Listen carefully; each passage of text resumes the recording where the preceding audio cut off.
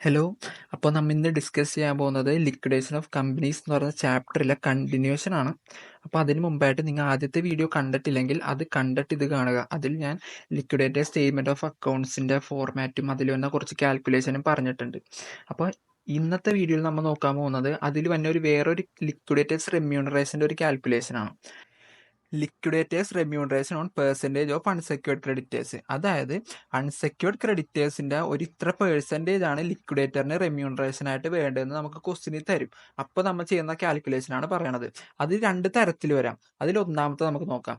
Amount is sufficient to pay full amount. അതായത് നമ്മൾ അസറ്റൊക്കെ realise ചെയ്യുമല്ലോ, അസറ്റെല്ലാം വിറ്റിട്ട് നമുക്ക് അൺസെക്യൂർഡ് ക്രെഡിറ്റേഴ്സിന് കൊടുക്കാനുള്ള എമൗണ്ട് ഫുള്ളായിട്ട് ഉണ്ടെങ്കിൽ എമൗണ്ട് ഈസ് സഫീഷ്യൻ്റ് ആയിട്ട് നമുക്ക് പേ ചെയ്യാനുണ്ടെങ്കിലുള്ള കാൽക്കുലേഷനാണ് നമ്മൾ ഈ പറയുന്നത്.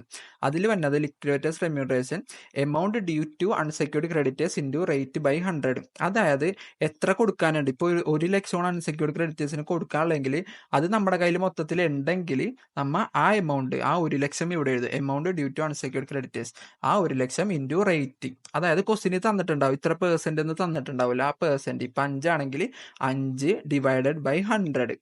അതാണ് ആദ്യത്തെ കാൽക്കുലേഷൻ. മൊത്തം എമൗണ്ട് നമ്മുടെ കയ്യിൽ കൊടുക്കാനുള്ള സമയത്ത്, സഫീഷ്യൻ്റ് ആയിട്ടുള്ള സമയത്ത്. അടുത്തതാണ് amount is insufficient to pay full amount.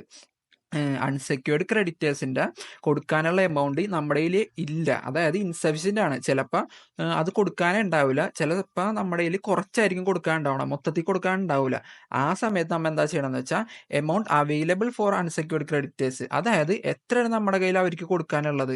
ഇപ്പോൾ 1,00,000 കൊടുക്കാനുള്ള സമയത്ത് നമ്മുടെ കയ്യിലാകെ 10,000 രൂപ ഉള്ളെങ്കിൽ ആ 10,000 രൂപ available amount for unsecured creditors into rate, ആ തന്നേക്കണ rate divided by 100 plus rate. ഈ 100ൻ്റെ ഒപ്പം ഒരു റേറ്റും കൂടെ, ഇതേ സെയിം റേറ്റും കൂടെ ഇവിടെ കാണിക്കും. അത്രയുള്ള വ്യത്യാസം.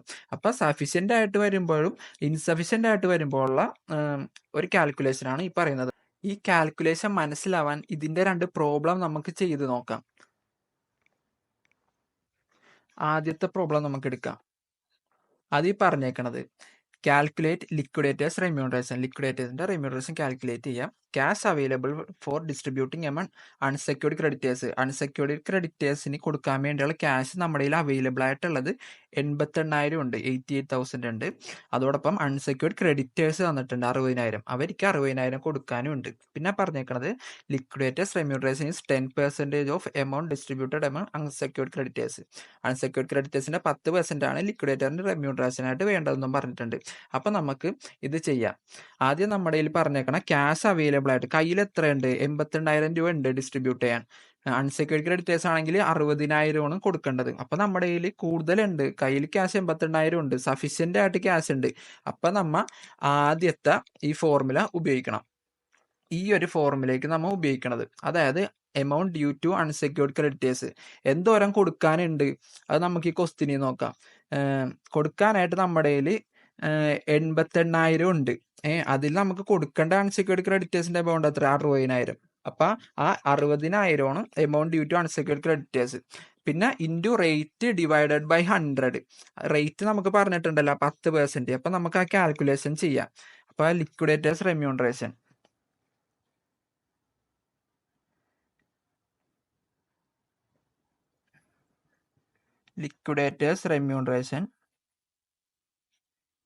അതിൽ അൺസെക്യൂർഡ് ക്രെഡിറ്റേഴ്സിന് കൊടുക്കാനുള്ളത് 60,000. അത് നമ്മുടെ കയ്യിൽ ഉണ്ട്. അപ്പം ആ 60,000 ഇവിടെ എഴുതാം. അത് ഇൻറ്റു റേറ്റ്, എത്ര റേറ്റ് പറഞ്ഞേക്കണം, 10 ഡിവൈഡഡ് ബൈ 100. ഈ ഫോർമുലയുള്ള പോലെ തന്നെ ഇട്ട് കൊടുത്ത് ചെയ്യാം. അപ്പം നമുക്ക് കാൽക്കുലേഷൻ കിട്ടണത് 60,000 ഇൻറ്റു 10 ഡിവൈഡഡ് ബൈ 100, 6,000 രൂപ കിട്ടും. ഇതാണ് നമ്മൾ അപ്പം ലിക്വിഡേറ്ററിന് റെമ്യൂണറേഷൻ ആയിട്ട് കൊടുക്കേണ്ട എമൗണ്ട്. അതായത് സഫീഷ്യൻ്റ് ആയിട്ടുള്ളപ്പോൾ നമ്മുടെ കൊടുക്കാനുള്ള 60,000, കയ്യിലുള്ളത് 88,000. അപ്പം നമുക്ക് ഇങ്ങനെ ചെയ്യാം. ഇനി നമുക്ക് വേറൊരു പ്രോബ്ലം നോക്കാം. ഇതിൽ ലിക്വിഡേറ്റേഴ്സ് റെമ്യൂണറേഷൻ കാൽക്കുലേറ്റ് ചെയ്യാൻ പറഞ്ഞിട്ടുണ്ട്. പിന്നെ cash available for distributing amount unsecured creditors 88,000 രൂപ തന്നിട്ടുണ്ട്. പിന്നെ അൺസെക്യൂർഡ് ക്രെഡിറ്റേഴ്സ് 1,00,000 രൂപ തന്നിട്ടുണ്ട്. പിന്നെ ലിക്വിഡേറ്റേഴ്സ് റെമ്യൂണറേഷൻ അതേപോലെ തന്നെ 10% എന്നും പറഞ്ഞിട്ടുണ്ട്. ഇവിടെ നമ്മൾ നോക്കിക്കേ, ക്യാഷ് അവൈലബിൾ ആയിട്ടുള്ളത് 88,000 രൂപയാണ്. പക്ഷേ അൺസെക്യൂർഡ് ക്രെഡിറ്റേഴ്സിന് കൊടുക്കാനുള്ളത് 1,00,000 രൂപയാണ്. അതായത് നമ്മുടെ കയ്യിൽ 82,000 രൂപയുള്ളൂ, പക്ഷെ കൊടുക്കണത് 1,00,000. അപ്പം നമ്മുടെ കയ്യിൽ ഇൻസഫിഷ്യൻ്റ് ആണ്. ഇൻസഫിഷ്യൻ്റ് ആയിട്ട് നമ്മുടെ ഈ പൈസ കുറവാണ് കൊടുക്കാൻ. അപ്പം നമ്മൾ ചെയ്യണതാണ് ഈ ഒരു സെക്കൻഡ് ഇത് ഇൻസഫിഷ്യൻ്റ് ആയിട്ട് amount is insufficient to pay full amount. അത് ചെയ്യണത് amount available for unsecured creditors. Available ആയിട്ട് എത്രയുണ്ട്, നമ്മുടെ കയ്യിൽ എത്രയുണ്ട്, ക്യാഷ് അവൈലബിൾ ആയിട്ട് 82,000 രൂപയേ ഉള്ളൂ. അപ്പം അതാണ് ഇവിടെ വന്നത് 82,000 into rate divided by 100+ rate. അപ്പം നമുക്കത് ചെയ്യാം. ലിക്വിഡേറ്റേഴ്സ് റെമ്യൂണറേഷൻ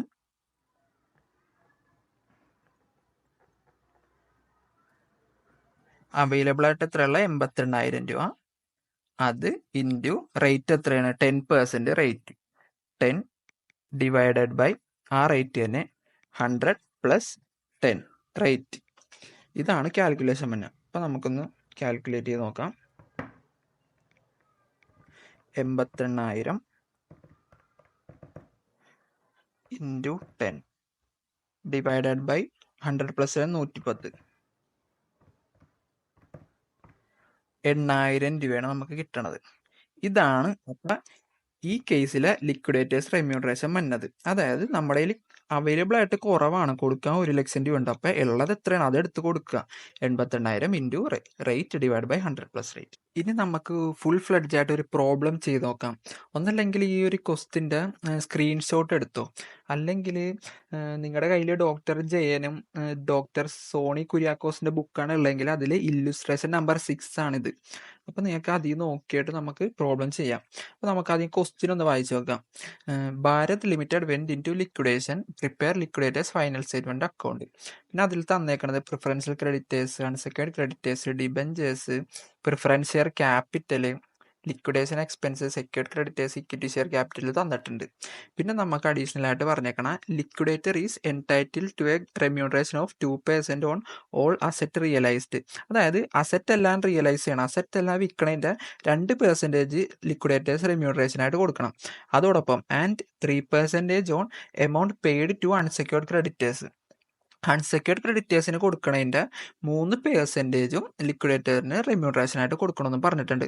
പിന്നെ തന്നേക്കണത് sundry asset realised amount to 4,40,000. അതായത് കമ്പനിയിലെ അസറ്റ് എല്ലാം വിറ്റിട്ട് 4,40,000 രൂപ കിട്ടിയെന്ന് തന്നിട്ടുണ്ട്. അപ്പോൾ നമുക്ക് ഈ പ്രോബ്ലം ഒന്ന് ആൻസർ ചെയ്ത് നോക്കാം. അതിനായിട്ട് നിങ്ങൾ ആദ്യം ഫോർമാറ്റ് വരയ്ക്കുക. ആദ്യം ലിക്വിഡേഷൻ ആവണ കമ്പനിയുടെ പേര്, പിന്നെ ലിക്വിഡേറ്റേഴ്സ് ഫൈനൽ സ്റ്റേറ്റ്മെൻറ്റ് അക്കൗണ്ട് എന്നൊരു ഹെഡ് കൊടുക്കുക.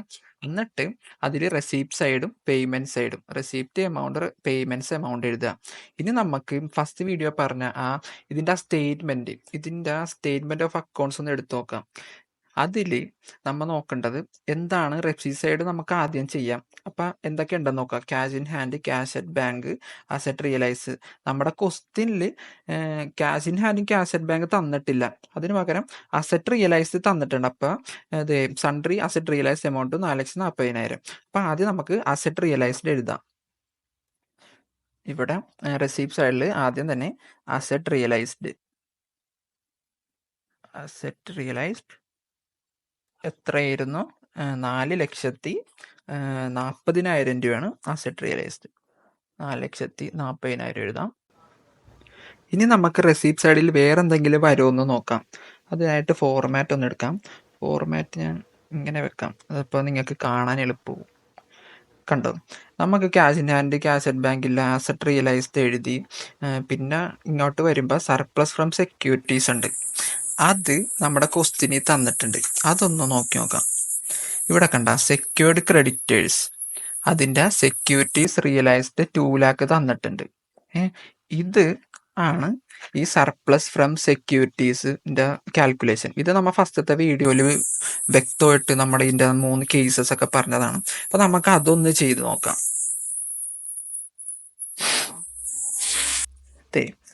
ഇതിൽ പറഞ്ഞേക്കണം സെക്യൂർ ക്രെഡിറ്റേഴ്സ് 1,60,60,000 ഉണ്ട്. അതിൽ പറഞ്ഞേക്കണം സെക്യൂരിറ്റീസ് റിയലൈസ്ഡ് 2,00,000. ഇതായത് നമ്മൾ ഫസ്റ്റത്തിൽ ഒരു എക്സാമ്പിൾ പോലെ പറഞ്ഞായിരുന്നു. ഇപ്പോൾ സപ്പോസ് ഇങ്ങനെ വിചാരിക്കുക, സെക്യൂർഡ് ക്രെഡിറ്റേഴ്സ്, അതായത് 1,60,60,000 രൂപ കമ്പനി ലോൺ എടുത്തിട്ടുണ്ടായിരുന്നു. ക്രെഡിറ്ററിൻ്റെ കയ്യിൽ നിന്ന് ലോൺ എടുത്ത് അപ്പം അതിന് ഈടായിട്ട് അതിന് സെക്യൂരിറ്റി ആയിട്ട് വെച്ചത് ഒരു കാറാണെന്ന്, സപ്പോസ് ഒരു കാറാണെന്ന് വിചാരിക്കുക. ആ കാറിന് 2 ലക്ഷം രൂപ വാല്യൂ ഉണ്ട്, റീസെയിൽ വാല്യൂ. അപ്പം സെക്യൂരിറ്റീസ് റിയലൈസ്ഡ്, സെക്യൂരിറ്റി വിറ്റ്, ആ കാറ് വിറ്റപ്പോൾ നമുക്ക് കിട്ടിയത് 2 ലക്ഷം രൂപയാണ്. പക്ഷേ സെക്യൂർഡ് ക്രെഡിറ്റേഴ്സിന് കൊടുക്കാനുള്ളത് 1,60,000 മാത്രമേ ഉള്ളൂ. അപ്പം ഈ 1,60,000 ഈ 2 ലക്ഷം കൊടുത്ത ശേഷം ബാക്കി ഒരു 40,000 വരുമല്ല, 40,000 നമുക്ക് തിരിച്ച് കിട്ടും. അത് നമുക്കപ്പം റെസീപ്റ്റ് സൈഡിൽ എഴുതാൻ പറ്റും. അപ്പം നമുക്ക് അതൊന്ന് എഴുതാം. അതായത് ഈ 2 ലക്ഷം മൈനസ് 1,60,000, ബാക്കിയുള്ള 40,000 രൂപ നമ്മൾ ഇവിടെ എഴുതും. അതായത് സർപ്ലസ് ഫ്രം സെക്യൂരിറ്റീസ് എന്ന് പറഞ്ഞ്, സർപ്ലസ് ഫ്രം സെക്യൂരിറ്റീസ്. അടിയിലൊന്ന് കാൽക്കുലേഷൻ കാണിക്കാം. ആ 2 ലക്ഷത്തിൽ നിന്ന് 1,60,000 മൈനസ് ചെയ്ത് കിട്ടണം. ബാക്കിയുള്ള 40,000 രൂപ നമുക്ക് റെസീപ്റ്റ് സൈഡിൽ എഴുതാം. ഇനി നമുക്ക് ക്വസ്റ്റിലോട്ട് വരാം. ഇനിയിപ്പോൾ നോക്കുമ്പോൾ വേറൊന്നും നമുക്ക് റെസീപ്റ്റ് സൈഡിൽ എഴുതാനില്ല. അപ്പം നമുക്കിനി പേയ്മെൻറ്റ് സൈഡിലോട്ട് പോകാം. പേയ്മെൻറ്റ് സൈഡിലോട്ട് വരുമ്പോൾ ഇവിടെ കുറേ തന്നിട്ടുണ്ട്. അതിന് വേണ്ടി നമ്മൾ ആ സ്റ്റേറ്റ്മെൻറ്റ് ഒന്ന് എടുക്കുക. അതിൽ നമ്മൾ കഴിഞ്ഞ വീഡിയോ പറഞ്ഞു വെച്ച് എങ്ങനെയാണ് ഇതിൻ്റെ ഒരു ഓർഡർ എന്ന്. Legal charge, liquidators remuneration, liquidators expense, debenture holder, creditor. അപ്പോൾ ഈ ഒരു ഓർഡറിൽ വേണമല്ലോ ഇത് ചെയ്യാൻ. അപ്പോൾ നമുക്ക് ആ ഓർഡർ ഉപയോഗിച്ചിട്ട് നമുക്ക് ഇതിനെ ആൻസർ ചെയ്യാം. അപ്പം ആദ്യം നമ്മുടെ ഇതിൽ ലീഗൽ ചാർജസ് ആണല്ലോ കാണിച്ചേക്കാം. ലീഗൽ ചാർജ് നമ്മുടെ ക്വസ്റ്റിന് തന്നിട്ടില്ല. പിന്നെ തന്നേക്കണ ലിക്വിഡേറ്റേഴ്സ് റെമ്യൂണറേഷനാണ്. ലിക്വിഡേറ്റേഴ്സ് റെമ്യൂണറേഷൻ നമ്മുടെ ക്വസ്റ്റിന് തന്നിട്ടുണ്ട്. പക്ഷേ ലിക്വിഡേറ്റർ റെമ്യൂണറേഷൻ നമുക്ക് ആദ്യം തന്നെ ചെയ്യാൻ പറ്റൂല. എന്തുകൊണ്ടാണെന്ന് വെച്ചാൽ ഈ ലിക്വിഡേറ്റേഴ്സ് റെമ്യൂണറേഷൻ കാൽക്കുലേഷനിൽ പറഞ്ഞേക്കുന്നത് എന്താ, 2% ഓൺ അസെറ്റ് റിയലൈസ് ചെയ്യുന്ന 2%. അത് നമുക്ക് വേണമെങ്കിൽ തുടക്കം ചെയ്യാം. കാരണം നമ്മൾ അസെറ്റ് ഇവിടെ ഓൾറെഡി എഴുതിയിട്ടുണ്ട്, റിയലൈസ് ചെയ്തിട്ടുണ്ട്. അപ്പോൾ അതിൻ്റെ ആ 2% എടുത്ത് കാണിക്കാം. പക്ഷേ ഇവിടെ വേറൊരു അഡ്ജസ്റ്റ്മെന്റ് കൂടി പറഞ്ഞിട്ടുണ്ട്. 3% on amount pay to unsecured creditors. Unsecured ക്രെഡിറ്റേഴ്സിന് എത്ര എമൗണ്ട് കൊടുക്കണം, അതിന്റെ 3% എന്ന് പറഞ്ഞിട്ടുണ്ട്. പക്ഷേ ഈ ഫോർമാറ്റിൽ നിങ്ങൾ നോക്ക്, ഈ ക്രെഡിറ്റേഴ്സിന്റെ അടിയിൽ ഈ അൺസെക്യൂർഡ് ക്രെഡിറ്റേഴ്സ് വന്നത് ഇതെല്ലാം കഴിഞ്ഞിട്ടാണ്. അപ്പൊ നമുക്ക് ലിക്വിഡേറ്ററിന്റെ റെമ്യൂണറേഷൻ തുടക്കം തന്നെ കണ്ടുപിടിക്കാൻ പറ്റൂല അൺസെക്യൂർഡ് ക്രെഡിറ്റേഴ്സിന്റെ. അതോടൊപ്പം തന്നെ നമ്മുടെ ക്വസ്റ്റ്യനിൽ പ്രിഫറൻഷ്യൽ ക്രെഡിറ്റേഴ്സിൻ്റെ ഒരു 10,000 തന്നിട്ടുണ്ട്. അപ്പോൾ ഈ പ്രിഫറൻഷ്യൽ ക്രെഡിറ്റേഴ്സ് ഇവിടെ വന്നതാണ്. അപ്പം ഇതിൻ്റെയും കൂടി 3% ഇതിൽ പെടും. 3% എമൗണ്ട് പേ ടു അൺസെക്യൂർഡ് ക്രെഡിറ്റേഴ്സിന് കൊടുക്കുന്നതാണല്ലോ അതിൻ്റെ 3%. അപ്പോൾ നമുക്ക് അത് ഇവിടെ കണ്ടുപിടിച്ച ശേഷമേ നമുക്ക് ആ ലിക്വിഡേറ്റേഴ്സ് റെമ്യൂണറേഷൻ ഇവിടെ എഴുതാൻ പറ്റുള്ളൂ. അപ്പം നിങ്ങൾ ചെയ്യേണ്ടതെന്ന് വെച്ചാൽ ഇവിടെ ഒരു ഗ്യാപ്പ് വിട്ടിട്ട് വേണം. അതായത് നമ്മൾ ഇവിടെ ചെയ്യുമ്പോൾ ഒരു ഗ്യാപ്പ് വിട്ടിട്ട് വേണം ചെയ്യാൻ തുടങ്ങാൻ. പിന്നെ വേറൊരു കാര്യം ക്വസ്റ്റ്യനുള്ളതെന്ന് വെച്ചാൽ നമ്മുടെ ക്വസ്റ്റ്യനിൽ ലിക്വിഡേഷൻ എക്സ്പെൻസ് തന്നിട്ടുണ്ട്. അതൊക്കെ തുടക്കം തന്നെ കൊടുക്കേണ്ട കാര്യമുള്ള, അത് നമുക്ക് ഞാൻ വേണമെങ്കിൽ തുടക്കം തന്നെ എഴുതാം. ലിക്വിഡേഷൻ എക്സ്പെൻസ് എന്ന് പറഞ്ഞ് പേയ്മെന്റ് സൈഡിൽ ലിക്വിഡേഷൻ എക്സ്പെൻസ് എത്രയായിരുന്നു, 2,000 രൂപ ലിക്വിഡേഷൻ എക്സ്പെൻസ് ഉണ്ട്. അത് നമ്മൾ തുടക്കം തന്നെ എഴുതാം. ഇനി വന്നാണ് ലിക്വിഡേഷൻ റെമ്യൂണറേഷൻ്റെ കാൽക്കുലേഷൻ. ആദ്യം നമുക്ക് അസറ്റ് റിയലൈസിൻ്റെ എഴുതി വെക്കാം. ലിക്വിഡേറ്റേഴ്സ് റെമ്യൂണറേഷൻ, അതിലാദ്യം അസറ്റ് റിയലൈസ്ഡിൻ്റെ ക്വസ്റ്റ്യനിൽ പറഞ്ഞേക്കണത് 2% ആണ്. 2% ഓൾ അസറ്റ് റിയലൈസ്ഡ്. അപ്പോൾ നമ്മൾ അസറ്റ് റിയലൈസ് ചെയ്തതിൻ്റെ എമൗണ്ട് ഉണ്ടല്ലോ, 4,40,000 പ്ലസ് 40,000. അതായത് നമുക്കൊന്ന് കാൽക്കുലേറ്റ് ചെയ്യാം. 4,40,000 പ്ലസ് 40,000 കൂട്ടുമ്പോൾ 4,80,000 രൂപ കിട്ടും. ഈ 4,80,000 രൂപ അസറ്റ് റിയലൈസ് ചെയ്തതിൻ്റെ 2% ആണ് ഇവിടെ പറഞ്ഞേക്കണം. അപ്പം നമുക്ക് 2% എഴുതാം. ഈ 4,80,000 2% നമുക്കൊന്ന് കാൽക്കുലേറ്റ് ചെയ്ത് നോക്കാം.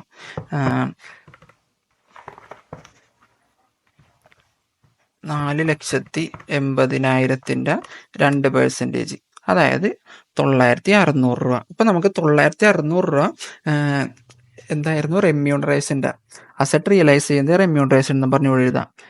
അസറ്റ് റിയലൈസ്ഡ് 9,600 എഴുതാം. ഇനി നമ്മുടെ ക്വസ്റ്റ്യനിൽ പറഞ്ഞേക്കണത് എന്തായിരുന്നു, അൺസെക്യൂർഡ് ക്രെഡിറ്റേഴ്സിന്റെ കാര്യമാണ്. അൺസെക്യൂർഡ് ക്രെഡിറ്റേഴ്സിന്റെ നമുക്ക് ഇപ്പൊ ചെയ്യാൻ പറ്റാത്തത് കാരണം നമ്മൾ അവിടെ ഒരു സ്പേസ് വിടുക, എന്നിട്ട് നമുക്ക് ബാക്കിയുള്ളതൊന്ന് ചെയ്യാം. അപ്പൊ അതിനൊരു സ്പേസ് വിട്ട ശേഷം അടുത്ത നമുക്ക് ഡിബഞ്ചർ ഹോൾഡർ, അതായത് ഇനി നിങ്ങൾ ഫോർമാറ്റ് ഒന്ന് എടുത്ത് നോക്കുക, ഫോർമാറ്റിൽ കാണാം. അടുത്ത നമുക്ക് ഇത് കഴിഞ്ഞാൽ ഡിബഞ്ചർ ഹോൾഡേഴ്സിനാണ് കൊടുക്കേണ്ടത്. അപ്പൊ ക്വസ്റ്റ്യനിൽ ഒന്ന് നോക്കിയാൽ കാണാം, ഇവിടെ ഡിബഞ്ചർ ഹോൾഡേഴ്സ് തന്നിട്ടുണ്ട്. ഡിബഞ്ചേഴ്സ് 2 ലക്ഷം രൂപ. അപ്പൊ നമുക്ക് ഡിബഞ്ചർ ഹോൾഡേഴ്സ് ഇവിടെ എഴുതാം. ഡിബഞ്ചർ ഹോൾഡേഴ്സ് അവർക്ക് 2 ലക്ഷം രൂപ കൊടുക്കാം. ഞാനൊരു ടിപ്പായിട്ട് പറഞ്ഞുതരാം, വേണമെങ്കിലുണ്ടല്ലോ നമ്മ ഈ പൈസ ഇവിടെ എഴുതും തോറും നിങ്ങൾക്ക് കാൽക്കുലേറ്ററിൽ ഡിഡക്ട് ചെയ്തുകൊണ്ടിരിക്കാം. അതായത് നമ്മുടെ കയ്യിലുള്ള പൈസ വെച്ച് ഇവർക്ക് ലയബിലിറ്റി പേ ഓഫ് ചെയ്യണമല്ലോ. അപ്പോൾ ടോട്ടല് 4,80,000 രൂപ ഉള്ളതിൽ നിന്ന് നമ്മ ഇപ്പോൾ 2,000 രൂപ ഇത് കൊടുത്ത് 2,000 രൂപ കൊടുത്ത് പിന്നെ ആ സെറ്റ് റിയലൈസ് ഒരു 9,600 അതും കൊടുത്തിട്ടുണ്ട്. ഇപ്പം നമ്മൾ ഡിബഞ്ചർ ഹോൾഡേഴ്സ് 2 ലക്ഷം രൂപ കൊടുത്തു. അപ്പോൾ ആ 2 ലക്ഷം രൂപയും കൂടി ഇതിൽ നിന്ന് മൈനസ് ചെയ്യാം. അപ്പം ഇങ്ങനെ ചെയ്ത് വെക്കണതിന് ഉപകാരം എന്ന് വെച്ചാൽ നമുക്ക് ഈ ക്രെഡിറ്റേഴ്സിന് ബാക്കി ഇനി കൊടുക്കാനുണ്ടാന്ന് നമുക്ക് മനസ്സിലാവണമല്ലോ. എമൗണ്ട് അവൈലബിൾ ആയിട്ടുള്ള കണ്ടുപിടിക്കാൻ എളുപ്പമാണ് ഇങ്ങനെ ചെയ്യണത്. അപ്പം നമുക്ക് അടുത്തത് ഇനി എന്താണെന്ന് നോക്കാം. അടുത്തത് വന്നത് ആണ് ക്രെഡിറ്റേഴ്സ്. ഡിബഞ്ചർ ഹോൾഡേഴ്സ് കഴിഞ്ഞാൽ ക്രെഡിറ്റേഴ്സ് വന്നിട്ടുണ്ട്. അപ്പം ക്രെഡിറ്റേഴ്സിൽ തന്നെ പ്രിഫറൻഷ്യൽ ക്രെഡിറ്റേഴ്സ് ഉണ്ട്, അൺസെക്യൂർഡ് ക്രെഡിറ്റേഴ്സ് ഉണ്ട്. അപ്പം നമുക്ക് ക്വസ്റ്റിന് പറഞ്ഞിട്ടുണ്ട് പ്രിഫറൻഷ്യൽ ക്രെഡിറ്റേഴ്സ് നമുക്ക് തന്നിട്ടുണ്ട് 10,000 രൂപ. അപ്പം ആദ്യം പ്രിഫറൻഷ്യൽ ക്രെഡിറ്റേഴ്സിൻ്റെ 3% റെമ്യൂണറേഷൻ ലിക്വിഡേറ്ററിന് കൊടുക്കണമല്ലോ. അപ്പം നമുക്ക് ആദ്യം ആ പ്രിഫറൻഷ്യൽ ക്രെഡിറ്റേഴ്സ് ഇവിടെ എഴുതാം.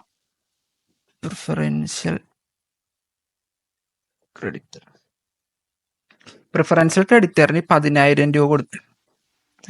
അതും നമുക്ക് ഇവിടെ ഒന്ന് മൈനസ് ചെയ്ത് കൊടുക്കാം. 10,000 രൂപ. അപ്പം ഇത്രയുണ്ട്. അപ്പം ഈ 10,000 രൂപ കൊടുത്തു കഴിഞ്ഞാൽ നമുക്ക് അതിന്റെ 3% ഇപ്പൊ ലിക്വിഡേറ്റേഴ്സ് റെമ്യൂണറേഷൻ കണ്ടുപിടിക്കാമല്ലോ. 3% on amount pay to unsecured ക്രെഡിറ്റേഴ്സിന് കൊടുക്കണതിന്റെ 3%. അപ്പം അതിൽ പ്രിഫറൻഷ്യൽ ക്രെഡിറ്റേഴ്സ് ആയിരിക്കും ആദ്യം കൊടുക്കേണ്ടവരിക്കും. അപ്പം ആദ്യം അത് പെടും. അപ്പം നമുക്ക് ഇവിടെ എഴുതാം പ്രിഫറൻഷ്യൽ ക്രെഡിറ്റേഴ്സ്. അതിൻ്റെ ഒന്ന് കാൽക്കുലേഷൻ ഞാൻ കാണിച്ചു തരാം. അതായത് ഈ 10,000 രൂപ എടുത്തിട്ട് അതിൻ്റെ എത്ര പെർസെൻ്റ് ആയിരുന്നു പറഞ്ഞു വെച്ചാൽ നമ്മളോട് പറഞ്ഞു വെച്ചാൽ 3% ആയിരുന്നു. അപ്പം ഇൻറ്റു 3%, 3/100,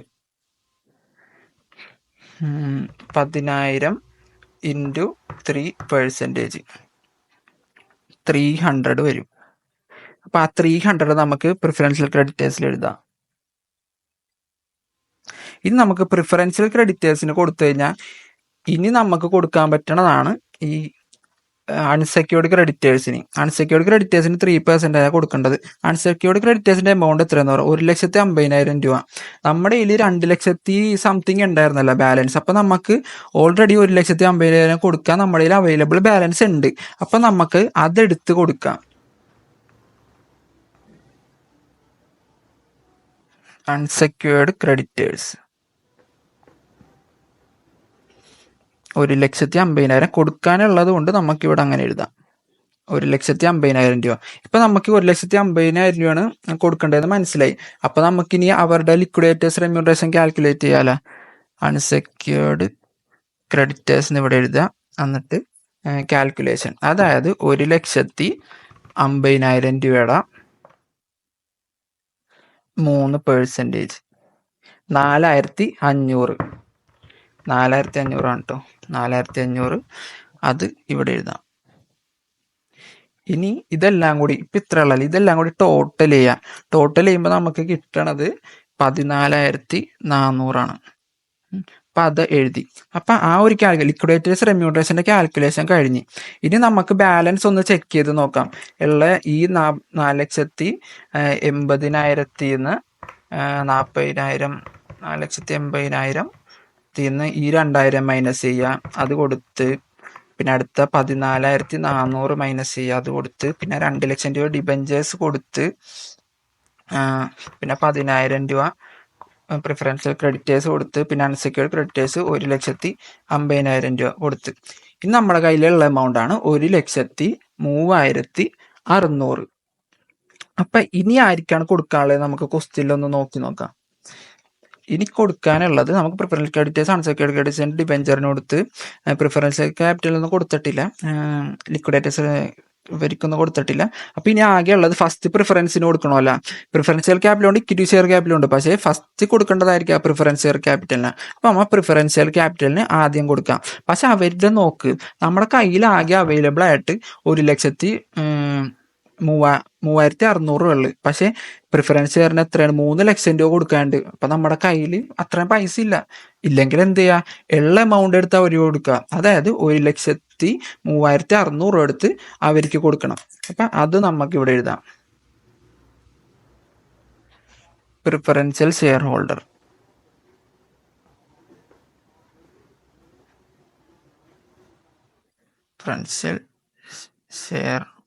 ഹോൾഡർ എത്രയായിരുന്നു എമൗണ്ട്? 1,03,600. 1,03,600 ഇതാണ് നമ്മുടെ കയ്യിൽ ബാക്കി ഉണ്ടായ എമൗണ്ട്. അപ്പം നമുക്ക് ഇവിടെ ബാലൻസ് ഫിഗർ എന്ന് കൊടുക്കാം. ബാലൻസ് ഉള്ള എമൗണ്ട് എന്ന് പറഞ്ഞ് അത് കൊടുക്കാം. അപ്പം എന്നിട്ട് ജസ്റ്റ് ഒന്ന് രണ്ട് സൈഡ് ഒന്ന് ടോട്ടൽ ചെയ്യാം. അതായത് ഒരേ എമൗണ്ട് തന്നെ ആയിരിക്കും രണ്ട് സൈഡിലും വന്നത്. ഉള്ളത് എല്ലായിടത്തും കൊടുത്തു കഴിഞ്ഞല്ല. അപ്പം 4,80,000 4,80,000. ഇതിപ്പം 2-3 പേപ്പറൊക്കെ വെച്ച് നിങ്ങൾക്ക് മനസ്സിലാവണമെന്നുള്ളത് കൊണ്ട് കാണിച്ചു തന്നുകൊണ്ടാണ് ഇച്ചിരി മെസ്സപ്പ് ആയത്. അപ്പം ഇത്രയുള്ളു ഈ ഒരു ക്വസ്റ്റിൻ്റെ ആൻസർ. അതായത് നമ്മൾ അസറ്റ് എല്ലാം റിയലൈസ് ചെയ്യുന്നു, അതിൽ നിന്ന് എല്ലാം എടുത്ത് കൊടുക്കുന്നു. അപ്പം നിങ്ങൾ ശ്രദ്ധിക്കേണ്ടത് ലിക്വിഡേറ്റേഴ്സ് റെമ്യൂണറേഷൻ എന്തിലൊക്കെയാണ് പറഞ്ഞു വെച്ചാൽ അൺസെക്യൂർഡ് ക്രെഡിറ്റേഴ്സും പ്രിഫറൻസ് ക്രെഡിറ്റേഴ്സും. പക്ഷേ ഇത് ലിക്വിഡേറ്റേഴ്സ് റെമ്യൂണറേഷൻ തുടക്കം എഴുതേണ്ട കാര്യം ആയതുകൊണ്ട് നമ്മൾ അത് ആദ്യം എഴുതിയിട്ട് അതിനൊരു സ്പേസ് വിടുന്നു. എന്നിട്ട് നമ്മൾ ഇവർക്കെല്ലാം കൊടുത്ത് പ്രിഫറൻസ് ക്രെഡിറ്റേഴ്സ് കൊടുക്കുമ്പോൾ ആ 10,000 കൊടുത്തു കഴിയുമ്പോൾ നമ്മൾ ഇവിടെ കാൽക്കുലേറ്റ് ചെയ്യുന്നു. പ്രിഫറൻസ് ക്രെഡിറ്റേഴ്സ് 10,000 രൂപയുടെ നമുക്ക് ഈ ക്വസ്റ്റിൽ 3% ആയിരുന്നു പറഞ്ഞു വെച്ചത്. അപ്പോൾ 3% ആദ്യം കൊടുത്ത് അത് കഴിഞ്ഞ് അൺസെക്യൂർഡ് ക്രെഡിറ്റേഴ്സിൻ്റെ നമ്മുടെ കയ്യിൽ പൈസ ഉണ്ടാകുന്ന നോക്കി, എന്നിട്ട് അതിന് 1,50,000 രൂപ അത് ഇവിടെ എഴുതി, എന്നിട്ട് ആ 1,50,000 രൂപയുടെ 3% എടുത്തിട്ട് ലിക്വിഡേറ്റേഴ്സ് റെമ്യൂണറേഷൻ കൊടുത്ത് ടോട്ടൽ ചെയ്ത് ഇവിടെ എഴുതുക. എന്നിട്ട് ബാക്കിയുള്ള എമൗണ്ട് നോക്കുക, ഒന്ന് കാൽക്കുലേറ്റ് ചെയ്ത് നോക്കിയിട്ട് ബാക്കിയുള്ള എമൗണ്ട് കൊടുക്കാനുണ്ടെങ്കിൽ ആ ഇപ്പോൾ ലാസ്റ്റ് പ്രിഫറൻസ് ഹോൾഡേഴ്സിനാണ് കൊടുക്കാൻ വന്നത്. അവർക്ക് 3,00,000 കൊടുക്കാനുണ്ടായിട്ട് പക്ഷേ നമുക്ക് കയ്യിലുള്ള എമൗണ്ട് മാത്രം കൊടുക്കേണ്ടി വന്നു. അപ്പോൾ പിന്നെ വേറൊരു ഇത് ശ്രദ്ധിച്ചാൽ നിങ്ങൾ, അതായത് ഇക്വിറ്റി ഷെയർ ക്യാപിറ്റലിന് കൊടുക്കാനേ പറ്റിയില്ല. കാരണം പ്രിഫറൻസ് ഹോൾഡേഴ്സിന് പോലും തികച്ച് കൊടുക്കാനേ ഉണ്ടായില്ല നമ്മുടെ കയ്യിൽ. അപ്പോൾ നമ്മൾ ഇക്വിറ്റി ഷെയർ ഹോൾഡേഴ്സിന് എഴുതിയില്ല. അപ്പം അത്രയുള്ളൂ ഈ ഒരു ക്വസ്റ്റ്യൻ. അപ്പം അത്യാവശ്യം ഞാൻ പറഞ്ഞതൊക്കെ നിങ്ങൾക്ക് മനസ്സിലായെന്ന് തോന്നുന്നു. പിന്നെ നിങ്ങൾക്ക് എന്തെങ്കിലും സജഷനായിട്ട് പറയാനൊക്കെ ഉണ്ടെങ്കിൽ അതൊക്കെ കമൻറ്റിൽ പറയാം. പിന്നെ